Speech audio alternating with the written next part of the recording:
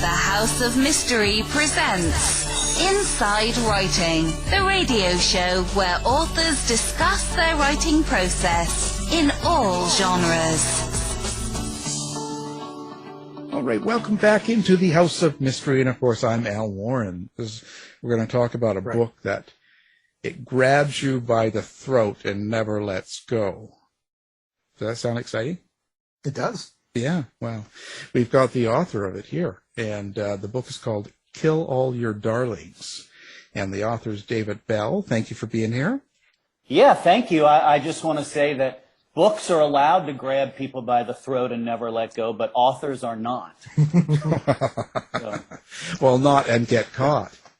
It's a double standard that they have for the book and the author. My book, my choice. Right. Anyway, well, so listen, it looks like you write these kinds of books that, I don't know, they're suspense, they sort of, they're kind of crime fiction, psychological thrillers. How do you put a book like this together? Like, do you actually get into a role of one of the characters and then kind of develop that around that character, or something else? I guess it usually starts with a situation. I'm trying to think of a situation that I can put a character in, and then that situation can get much worse for the character. Because I always say that writing is the endeavor where you can try your best to torment someone and make their life worse, and it's acceptable because that's what we do as authors. We put our characters in these situations and try to make it worse and worse for them until they figure something out. So usually it begins with that situation, just what would happen if this person was in this situation, and then where would it go from there? So in the case of this book, I was thinking, what if you were a college professor who had stolen a manuscript from a student who you thought was dead, and the student turns up very much alive right when the book is published? And where's it going to go from there? Oh, well, then you kill the student. Well, I mean, I teach at a university, so I have certainly had that thought before about wanting to kill students, but not for that reason. But no. Yes, I understand that impulse. Yeah, but okay, so now you've got this situation set up. Very intriguing. So from there, who do you decide is going to be the teacher, and who do you decide is going to be, the student? And I ask that because you say that you teach as well, so there's sort of a connection there for you with one of the characters. Yeah, obviously. So in this book, the protagonist is the college professor and the creative writing professor, and that's what I do for my day job. So that was the closest identification I've ever had to one of my protagonists, because in the past, I'm writing about characters who did not have my occupation, and I had to make up an occupation for them. And since I've never actually had a real job, that's always the hardest part of writing the book, is figuring out what do people do in the real world who have real jobs. So in this case, I didn't have to think about that because my protagonist was a writer and a college professor, which are two unreal jobs that I have. So that was a little easier for me. But yeah, so the professor is the protagonist there. But there are two other point of view characters who are both students. Well, one is a former student and one is a current student. So I drew on my experience with my students to write about those characters as well. Well, I wonder too, you're writing a lot of suspense thrillers where the protagonist is basically an ordinary person, as I guess opposed to being a detective or a PI or an agent. What attracts you to that type of character? Yeah, I do write about ordinary people who have these extraordinary things happen to them, and I think that I do that because there are lots of books about those characters who are agents or former agents or cops or whatever, and I love so many of those books. But at a certain point, it's hard for me to relate to those characters because they know how to, like if you read a Jack Reacher book, which are amazing books, but Reacher can kick anybody's ass at any time, right? He can take on like 7 people at a time and kick their ass, right? And all that. And I have never had that experience in my life of being able to kick 7 people's asses. 6 I could do, but when it gets to 7, I'm out. So there's a certain point where it feels like most people cannot do those things. So in some ways it's more interesting to see the person who is just the regular person. And I think to some extent we probably all have thought, what would happen if I was forced into this situation where I was fighting for my life, or I was accused of a crime that I didn't commit, or someone was coming after me, or I had to solve a crime, but I didn't have anything to fall back on besides my own brain, the knife in the kitchen drawer, or the lamp that I can hit someone over the head with. I don't have a gun. I don't know martial arts. I don't have any special skills like that. What's it like if someone with those limited abilities, and like most people, finds themselves in over their heads and has to figure out a way out of it? So to me, that's an intriguing scenario to explore, and it's the one that I've pretty much explored in all my books. It's very relatable. Yeah, Queen Latifah can kick 6, 7 people's ass. You can't? Come on. I haven't. I guess you're talking about the Equalizer. I haven't seen that yet. I know she's in the remake there. I mean, I know when Denzel did it in the movies, he could do it. Well, they don't really show her doing it. She just walks in the room and it goes silent, and then you see her face and she's walking out and everyone's laying on the floor. So it's not like that. Hey, I got to tell you, I would not mess with Queen Latifah. I wouldn't. I just would not. No. In real life or on TV. No, so, exactly. But I don't think she actually has to do it. Yeah. Well, I'm sure there would be stunt people involved to some extent. Well, yeah. That's. So you're telling the story from 3 points of view then? Yeah, so the point of view of the professor, the point of view of the student who had their manuscript stolen, who comes back saying, hey, what the heck are you doing, dude? And the point of view of another student who is, in some ways, that student, her name is Rebecca, is the more normal character in the book. She's more like the every person who's observing what's going on, and she finds herself playing a larger role in the story and the unraveling of the mystery than she would have expected, or even that I expected when I started writing the book. But yeah, so those 3 points of view there. So these characters then, I'm just wondering if you, when you're writing their script, so to speak, or what they're thinking and saying and doing, so do you put yourself into that person? Do you kind of pretend you're that person and figure what you would do? Or does this come from somewhere else? I think it is like pretending to be that person. In a way, it's like the way an actor plays a character. And in order for an actor to play a character, they might have to imagine a backstory for that character. They might have to think about, this character, came from a nice home or came from a rotten home or, blah, blah, blah, blah, blah. In the same way, I think writers do that when we get into other characters' heads. We think about who these people are. We think about what is motivating them, what their backstory is, how they ended up in this place, even if that's not stuff that goes into the book. And a lot of it may not go into the book. But I think that's just a way for a writer to get an entry point to a character, to just understand a little bit about them and who they are. And that's part of the fun of writing, and writing from multiple points of view like that, is saying, I can pretend to be someone else. I can pretend to be a younger person. I can pretend to be an older person. I can pretend to be a killer. I can pretend to be whatever. It's a safe, fun way to get inside someone else's skin for a while. Do you hear your characters? Can you hear their voices? I mean, I know I hear voices in my head when I write.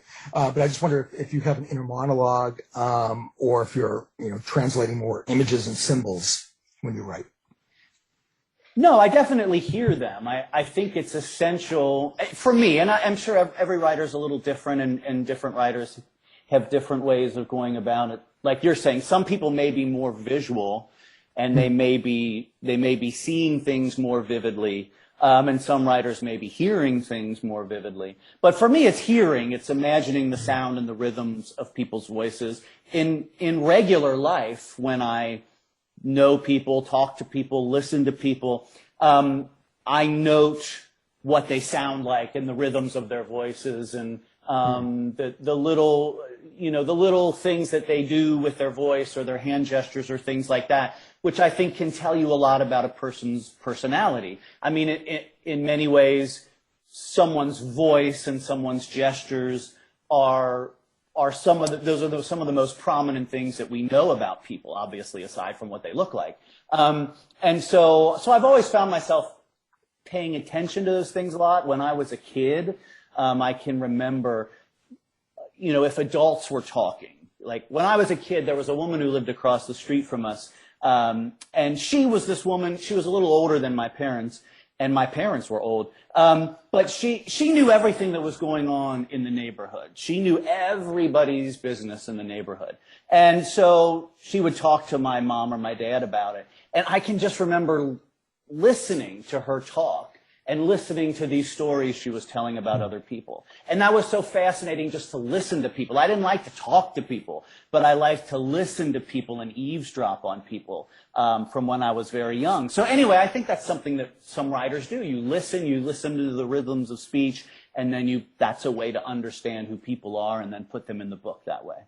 How far do you go? Like when you're in one of the characters, I'm thinking this would be a perfect book. Dave, you could write this one. This is about a writer who's a professor who writes about taking a student who thinks he's dead and putting it out, and then he writes about it. And this is the whole story. Maybe you've got the whole story from a student you had. Too confusing. Maybe now I have to write the story of the professor who wrote the book about the person stealing the book from the student. Is that what you're saying? Like I will infinitely be writing books about Yeah, but think about it. It could be a series. A series of like Russian nesting dolls, like infinite. Oh, wow. Or like the mirror, the infinite regression of the You read my mind. Wow. I'll drive myself crazy, but yes, I can try to do that. Yeah, it doesn't matter what happens to you, right? It's about the art. That's true. Well, now, and one thing I notice is this is considered a suspenseful, provocative novel about sexual harassment that still runs rampant in academia. So is that kind of a point you wanted to put in this book? Was this something that you felt was important? Yeah, it was. I had tried to write this book a couple of other times, and couldn't quite get the idea off the ground. I wanted to write a story about, and again, it's just because I'm in this world, I wanted to write about a creative writing professor and a creative writing professor who had some sort of mentorship or something with a student, and there was a stolen manuscript. I had those ideas, but it never quite got off the ground until I thought about this, adding the element of the sexual harassment on college campuses. And the reason I wanted to do that is that I've seen that as a student, I've seen that as a faculty member, I've seen that. And it hasn't gone away just because we have Me Too. I mean, it's people are more aware of it, but that doesn't mean that it doesn't happen. And it's an incredibly toxic and harmful thing that happens to a community when someone abuses their power in that way. And so that was just an element that I think brought the story to another level, or I certainly hope it did. That the book, I hope, is entertaining and page-turning, but it's also trying to say something about an important issue as well. Do you have to be careful about how you approach a subject like that with these days? Yeah, I mean, I think it's a little tricky, and I'm not complaining about this. I think it's a little tricky for a man to write about it, because it's not an issue that affects men. It's an issue that largely has affected women over the years. I hope that, because I've had the experience of seeing it in academia, and I've been in academia, that I have some credibility to talk about it. I don't have the experience of being harassed in that way. And I'm not writing from the point of view, I'm writing from the point of view of one character who experienced that. But so more than anything, I'm just trying to say this is something that is toxic for an entire community. Obviously, the person who is harassed suffers more than anyone else, but it ripples through a community. It creates a lot of distrust, a lot of suspicion, and a lot of trouble for everybody. Where did writing start for you? Like, when did you start getting the bug to write stuff? I think I always had it because I always read, and I grew up in a house, fortunately, where my parents read all the time. So reading was just part of life. And I remember writing some stories when I was a kid, but I wasn't one of those people who, sometimes you hear these writers who are like, oh, as soon as I could write, I was writing story after story. And I was not like that.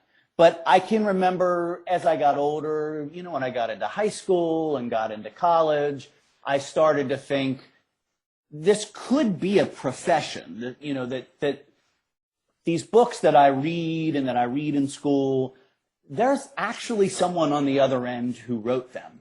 And they're not all dead because, sometimes it can feel like all these writers who we're reading are these dead people or these people who were living in Paris or whatever, or New York City, and I was living in the middle of the country. And all of those places seem very far away. But occasionally we would read a book by a writer who was alive, and it would be someone who, lived in the middle of the country. Like I remember reading The Outsiders in 8th grade, and, here was this writer. Obviously there was the fact that she wrote when she was very young, but it was also that she was from Oklahoma, and she was writing this book about Oklahoma, and it was just like, oh, so she's almost just like a regular person who did this, right? Not like, she didn't have to be off running with the bulls to write this book. She wrote about probably stuff she saw growing up. And so I just started to think about that more as I got older and started to think maybe this could be a profession that I would try. And besides, I wasn't good at anything else, so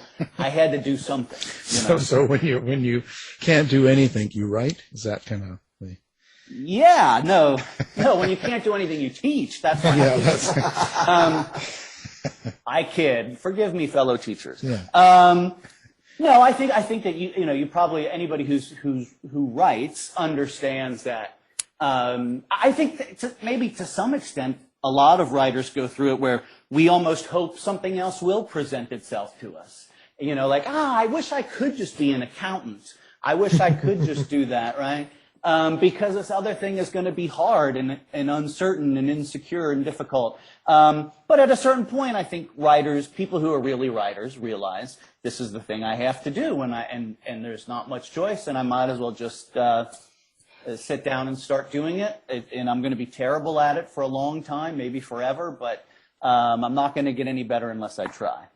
I wonder, but what was it that lit the fire for you to actually think you could have something published? Like there's people that read a lot and can even write and be into, literature and reading and all that stuff. But to actually put your thoughts down or put down some sort of a story and then send it in to be published or put it out there so other people can read it. It's kind of an exposure of some of your feelings and thoughts in a story you created. So in a way that makes you kind of vulnerable. I just wonder, was there something that gave you that, I call it courage, to actually do that? Gosh, I think it was just that I was so hungry and determined to do it. And that I do think that, And I look back on this and I think I seem incredibly stupid and naive to have thought this. But I look back on it and I thought, when I started writing, I remember in college, so the summer between my junior and my senior year of college, I went home for the summer, and I can very clearly remember one day I was there in my bedroom, in my parents' house, and this realization just landed on me. This is my last year of school. Like, I've been in school since I was 5, and now I'm 21, and this is it. Come May, I'm out. I'm off the payroll. Like, I have to go do something with my life. And I had no idea what to do. And I thought, well, maybe I should try to be a writer. And I really did think early on at that point, I thought, well, okay, I want to be a writer. I'm going to start writing some short stories and I'll send them to magazines and they'll get published. I thought like it was that easy. I don't know why I idiotically thought that I would just start sending my stories out and they would get published. Maybe it's just that by the time I figured out how hard it was and how many rejections were going to come in, I was in it and I couldn't back out at that point. But maybe it was a combination of naivete, desperation, hunger to do something, and I didn't have that hunger to do anything else in my life, right? There was no other profession that was calling out to me, so I just went for it. You didn't want to do the McDonald's drive-thru, or? Well, I mean, I have had plenty of jobs like that, I will say. So I know what that's like too. And I guess I kind of thought, you might be working at the McDonald's drive-thru and writing your short story on the side. You might even be publishing short stories or even books and still working at the McDonald's drive-thru, because I realized pretty quickly you're not going to get paid a lot of money for doing this, at least certainly not when you're starting out. Yeah, but I wonder that I wonder if that would make a person be even more hungry in a way. So, like, when you're out and you realize that you're not making a whole lot of money with your first books and you're writing, you have to really want to keep writing in order to keep doing it, right? Because you're still doing another job and or you're living with your parents, in your case. I wonder, so you have to keep wanting to write. Do you know what I'm saying? Because in a way, it's kind of a suffering. Oh, yeah, you're absolutely right. That's why I say I don't think anybody who really doesn't want to do it would continue to do it, because it takes so much time. Most writers don't publish until just like writers publishing a first book. For most writers, that's probably getting into their 30s or their 40s or their 50s. It takes a long time to get there.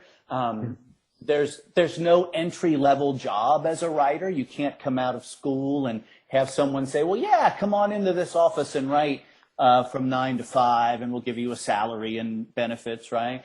It's a long road to get published. It's all that time while you're trying to get published. People say to you, oh, well, what are you doing? And you say, oh, well, I'm a writer. And they say, oh, well, have you published anything? And you have to say, well, no.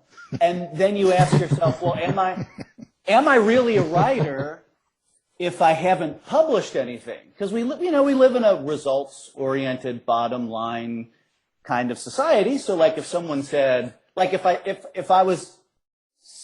met somebody at a cocktail party and I was like, what do you do? And the person said, well, I'm a doctor. And I said, oh, well, like, where do you work? What do you do? And they said, well, I don't actually practice medicine. I mean, I'm a doctor. I'm a waiter. I mean, I hope to be a doctor. So, if I understand people's skepticism about a career if you don't have a tangible thing to show from the career.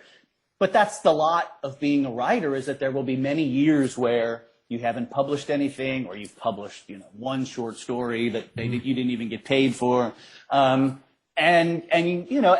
writers have to have something that gets them through that time, where they say, yeah, I can get through this to the point where maybe there will be a tangible result, a book on the shelf or whatever that I can show somebody. Yeah. Yeah. Yeah, I have to work as a male prostitute. Well, that's probably working a lot at night. So during the day, you have time to write. Well, yeah. And, it's important that you have your writing time. If you're teaching in the day 5 days a week, and you've also got things to work out around your work, homework, as no pun intended. But when you're doing that, how do you decide when you're going to write, and how do you set up a time? Are you able to just kind of go, okay, well, Saturday I've got from 11 till 3, so I'll write then? And are you able to sit down and actually write and be productive, or do you have to wait till the mood hits? I try to, because of the teaching schedule, I try to work it out so that when it's time to write the first draft of a book, that time falls when I have a break from school. So our holiday break between semesters is 6 weeks.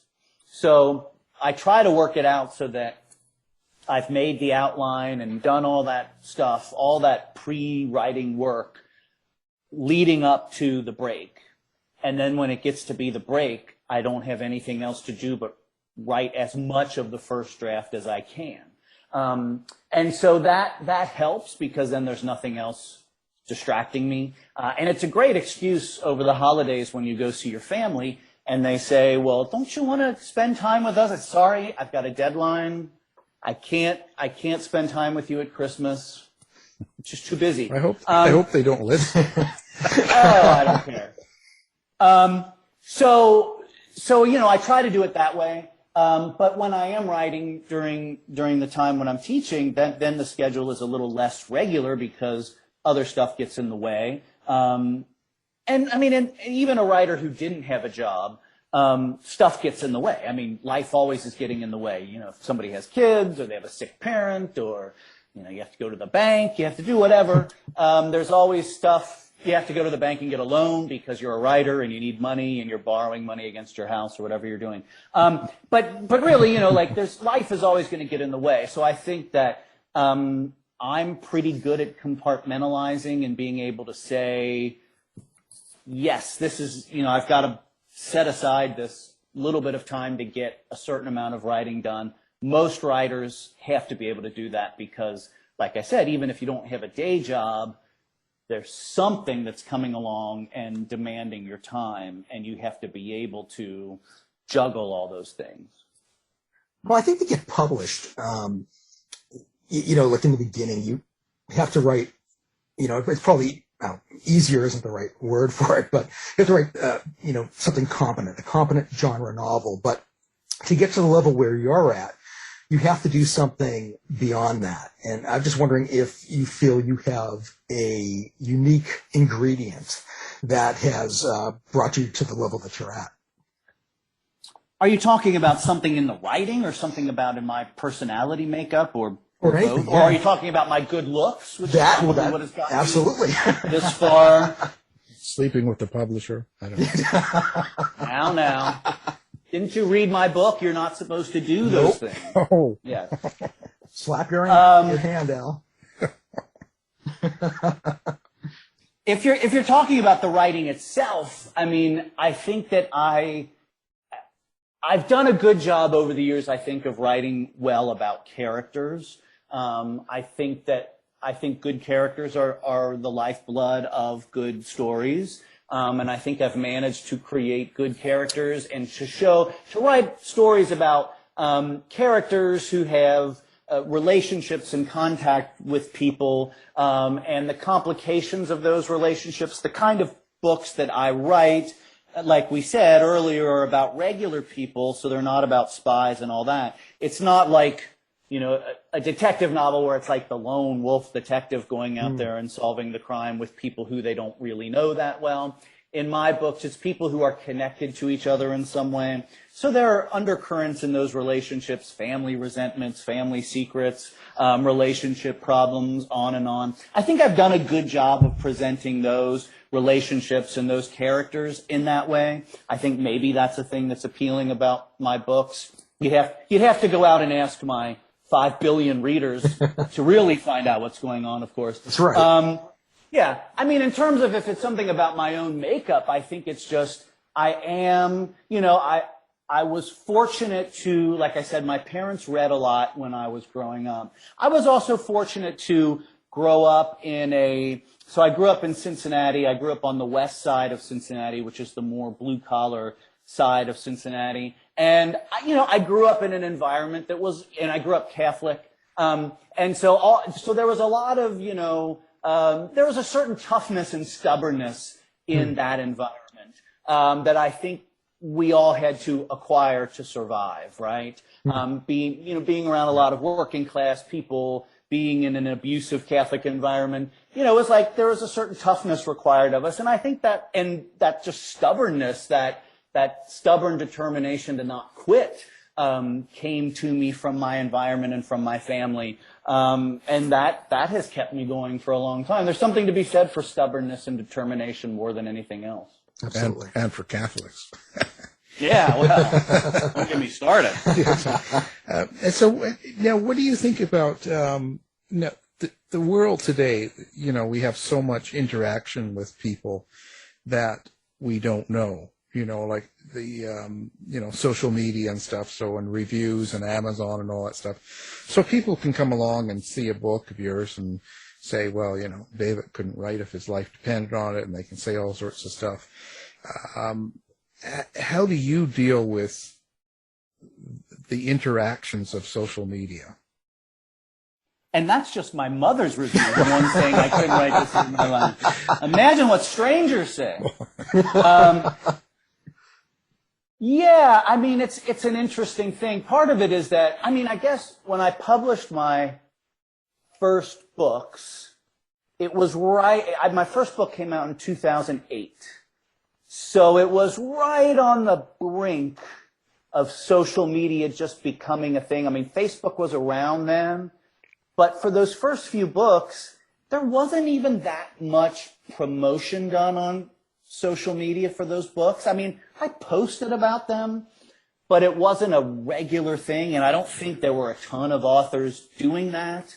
And Goodreads wasn't there. Amazon was there, but I don't know that we quite even back then were giving the same weight to the Amazon reviews and the stars and the algorithm and all that stuff. So I've been there for a little bit of the transition to this growing and growing and growing and growing. Like I can remember about 5 years ago having a meeting at my publisher, and maybe it was like 6 years ago or something, and Instagram came up. And the people I'm putting it in air quotes, my team, they were like, Instagram, I wouldn't really worry about that much. And then it was just like 6 months later, it was like, you better be on Instagram because Instagram's exploding with books. So it's like, it's all changing very rapidly. I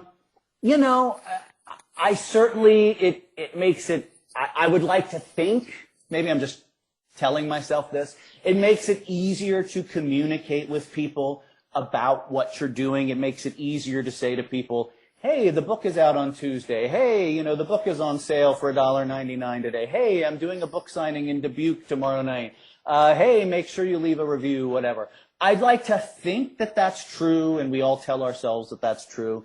I don't know if it's true, but we are telling ourselves that that's true. So I'd like to think those are the positive things. And then occasionally, you have direct communication with readers who can write to you and say, hey, the book is great. I love your books. I love whatever. Sometimes people write and say, did you know that on page 299 there's a comma missing? Yeah. You get that too. Yeah. But I think there's a downside to it, which is that, as with many things in our world, we tend to play to social media now. We tend to conflate the social media world with the real world. So if Agnes from Boise writes a review on Goodreads that she didn't like your book, people get in a tizzy. Oh no. Especially if it's one of the first reviews that goes up on Goodreads or Amazon, it's like, oh no, Agnes took you down. Agnes from Dubuque took you down, right? What are we going to do? And it's like, Agnes is just like one person out of 320 million people in this country.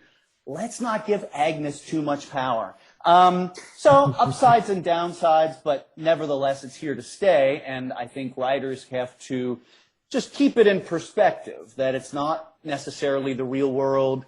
Don't become too obsessed with it. Don't let your self-esteem rise and fall based on what people are saying in those places, because, like I said, it's not the real world. Yeah, and and I always just write back to Agnes. Look, Agnes, don't tell me how to write. I don't go to your job and slap the sailor's cock out of your mouth. So, Exactly. I agree.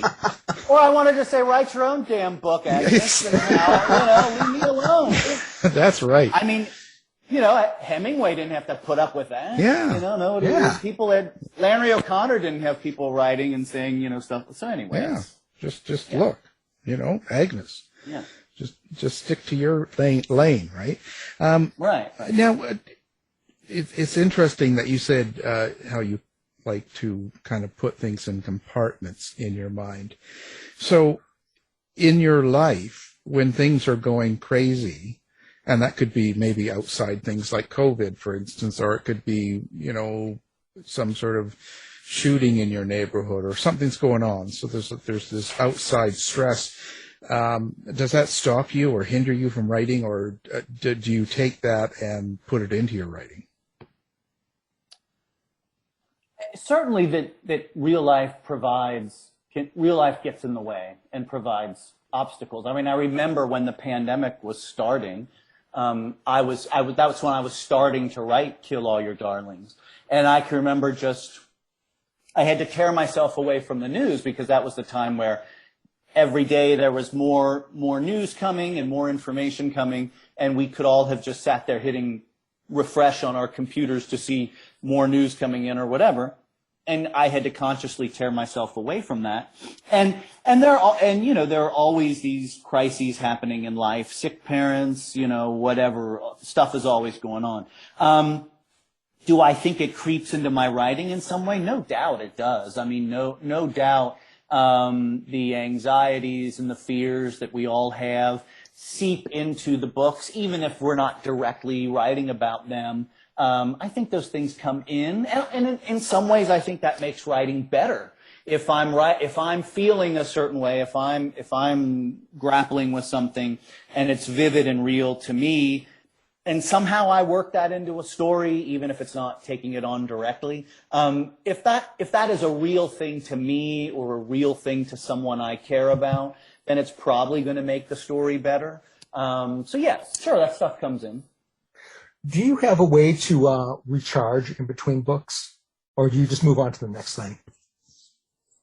I like taking a little bit of downtime. I mean, usually I'll read more, in between, just because it's a little harder to find time to read. I mean, I read every day, but if I'm busy and the day is full, then you're talking about like reading, 5 pages before I fall asleep at night, at those times. But between books, when there's a little more time, yeah, I like to read a lot like that. I think that's a great time to read and see what other people are doing, to just kind of go back to the drawing board and see, what is someone else doing with a story, or just to read stories that are very different than my own, or writers who are very different than I am, just to see what else is out there. I think it would be boring to read the same book all the time. So reading is always a thing to help with the escape. And obviously, watching TV shows, movies, all those things are nice ways to recharge the batteries, but to still be seeing stories and thinking about stories, and exploring different ways to tell stories. Why does this story that I'm reading work? And could I take something away from it? Why does this TV show work, or why does it not work, or whatever? That's always stuff I like to do. Do you read anything or have any influences that might be surprising to fans? Oh, surprising? Well, when I look back on my childhood, the books that I read and fell in love with when I was young, and maybe this is just something about childhood, it was a lot of fantasy kind of stuff. Like, I loved The Hobbit. I remember reading The Hobbit when I was a kid, and just being so. I remember, I think I was homesick from school one day, and picked up The Hobbit and just like practically read the whole thing in one day. And just loving that. And I love King Arthur stories and like King Arthur and his knights and that. Yeah. So that, and I've never really written anything like that. And I don't think my imagination runs to stuff like that, even though to this day I will still read fantasy, sometimes. But that was stuff that made me want to write, that made me fascinated by stories and the way a story could transport you to a different place, because that's what those stories were doing. And maybe that's just part of childhood, that kids are fed a diet of, fairy tales and adventure stories and things. Kids aren't necessarily reading gritty realism, although maybe now there's more and more of that. I don't know, because there's more sophisticated stuff for kids now. I don't know. Yeah. So what do you think your most important book is? The most important to you, like when you to me, when you look back at all the work you've done and you kind of go, what's your favorite maybe, or the book that you are most proud of? It's tough to say, because I have these different associations with them, which are not necessarily about the quality of the book, which I can't really see objectively. It's very difficult for me to know objectively what is the quote unquote best book. But I just have associations with the books. Like, for instance, my first book that was published, which was published by a small press, obviously that has a very fond place in my heart, because it was my first book. And because once I published that book, or once that book was coming out, I literally was able to say, okay, you will not die without publishing a book. This is happening. Check that off the bucket list. You're publishing a book. You will not die without publishing a book. So things like that. Cemetery Girl was the first one that was published in New York. And so that was also a significant step up and significant step forward. So that's one that stands out because of that. But I look back at the books and I can see things about all of them that I'm proud of, that make them stand out. But a lot of them are associations with what was going on in my life as I was writing the book, that don't necessarily have anything to do with the reader's experience of reading the book, as far as I can tell. So you write a book each time you murder someone? Well, I frequently want to murder people, I will say that. I have not, to the best of your knowledge, I haven't done it. Yeah, but, we have to keep that secret. We won't tell anyone. Yeah. No. Yeah. No, I always say this. I say people who write crime and horror and mystery and thrillers and that stuff, they're very normal people, because they work it all out in the book. I mean, if you're thinking of killing somebody, you just kill them in the book. If you have a dark thought, you just put it in the book, and then, it's like going to therapy. You've worked it out, and then you don't bring it into your real life so much. Well, at least that's what I'm telling myself. Well, that's what you're in denial, but I'm in denial. And I don't want to go to therapy, so I'm telling myself that the book is the therapy. Yeah.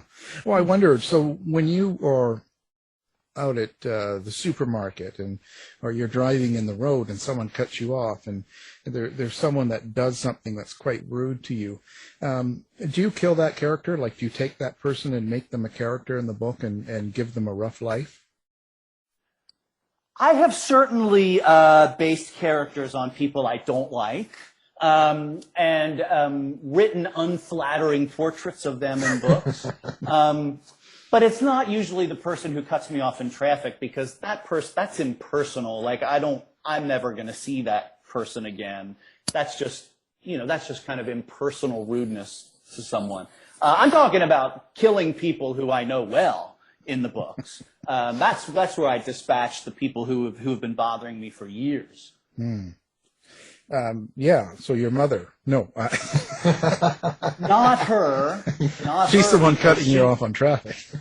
Well, thank God she doesn't drive anymore. She gave birth to me, so I kind of I have her on a pedestal. Well, there you go. I mean, and I mean, if you saw my dad, I mean, she really, to give birth to me. So anyway. Yeah, she had to go through a lot. He took one for the team. Yeah.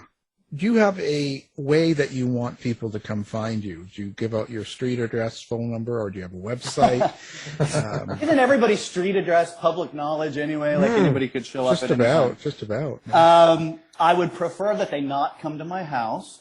I would prefer that they go to my website, which is davidbellnovels.com, or they can find me on social media. I am on Instagram, Facebook, and Twitter, and all of those are also at David Bell Novels. And I'm on Goodreads. If you want to see me fight Agnes from Boise on Goodreads, I'm on there too. Yeah, that'd take her out, boy, I'll tell you.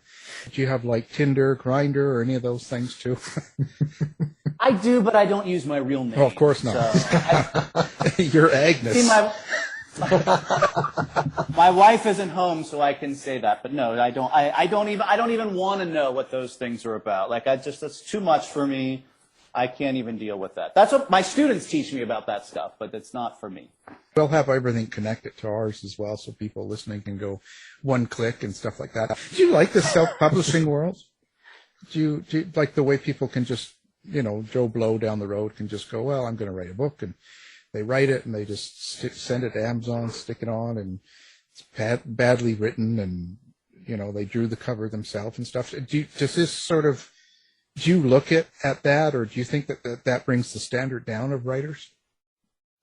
I don't know. I have mixed feelings about it. I used to be, back, like 15 years ago, but before Amazon really had their thing, people had to pay a lot of money to get self-published, like those old places, like what were they called, like Ex Libris, and there were some old ones that Author Tree was that one. I don't remember what these were. There were some old ones where, you had to shell out a lot of money to get published, and then there was nowhere for the book to be sold. So like you were just paying a lot of money to have 5,000 copies of a book in your garage, right? I think now it's, with the Amazon stuff and probably other outlets, I guess I say, on the one hand, it's eroded the standard a little bit, because now everywhere you go, you meet someone who's like, oh yeah, my cousin's an author, my hairdresser sister is a poet, whatever. And I think the same is true in other art forms like, music. It's like anybody can make an album. I'm putting it in air quotes. You can't see it. Anybody can make an album. Anybody can do that now. So there's that. The small d Democratic part of me, why not? Why not? If somebody can go out and make an independent movie with their credit card and just make a movie, why shouldn't somebody be able to do that with books? And I think that could be an outlet for, if someone can't find a publisher, if you're an established author and you write something that doesn't quite fit anywhere, if you just want to, take a flyer and see what that's like, it's a viable option. I like the idea that authors have more options in that way than they used to. There are fewer options in terms of bookstores and things like that, which is also disappointing. But authors have some options about getting their work out. Whether anybody ends up reading it, I have no idea. Yeah. I think it's one of those things. It's just because it also puts a lot of competition your way, right? Instead of just having the publishers putting out books, there's like 1,000 new ones every day. And so I would think that it would take away. It's harder to get the attention, right, of the customer. It's harder to get the attention, and really, I think the big thing is the price of the books, that someone can publish on Amazon, or some publishers, they'll just sell their ebooks for 99 cents or $1.99 or whatever, and then if you're published with a big 5 publisher, your ebook is being sold for $8.99 to $12.99 or whatever, and constantly we hear, oh, well, I'm not going to buy that because it's too expensive, because it's $9.99 or $12.99 or whatever, and people are just reading the 99-cent or the $1.99 ebook, or the book that goes on sale. Occasionally my books will, you'll have the BookBub special or whatever where something's for sale. I think that's really the big thing, is that it's in a way it's devalued the cost of books, that people think a book should be 99 cents, and and they act like if I have to pay $10 for a book or $15 for a book, it's outrageous. Maybe that's the biggest problem right there. Okay, so now everybody in LA wants to know what David Bell, something that people don't know about you that you're going to let us know. Well, I like to walk in the cemetery by my house in the morning. And as I walk through the cemetery, I look at the headstones and I calculate how old the person was when they died. And so it's a little math exercise to keep my brain sharp. But really what I'm thinking is I'm comparing my age to the age of that person who died. And if the person lived a nice long life, like, someone who's lived to be over 80 or whatever, I take comfort in that. And then when I see someone who is my age or just a few years older than I am, I feel the cold, icy grip of terror seizing me. So that's what I do in the morning. Well, that sounds like fun. Yeah, it is. It is. Watch the Addams Family and go for a walk. Yeah, that's what I do. Boy, I'll tell you. It's quiet and peaceful in the cemetery in the morning. It's usually I'm there. There are a couple of grave diggers there getting ready for the day's work. And there are always the same two widowers are there visiting their wives' graves. I noticed that I rarely see women visiting graves. I always see men visiting graves, and I don't know why that is. I don't know if the women are happy that the men have died and they don't want to come to the cemetery. Because you would figure there would be more women at the cemetery because men die sooner, right? There are more widows than widowers, I would imagine. No, these are the things I think about. Do you want me? I can let you in on a secret. What's that? They're glad that their husbands are dead. No, it's a big hookup place for guys. Oh, I see. That's why they're not there visiting a grave. They're meeting. I'll meet you at this grave. Okay. Come on, it's a hookup spot.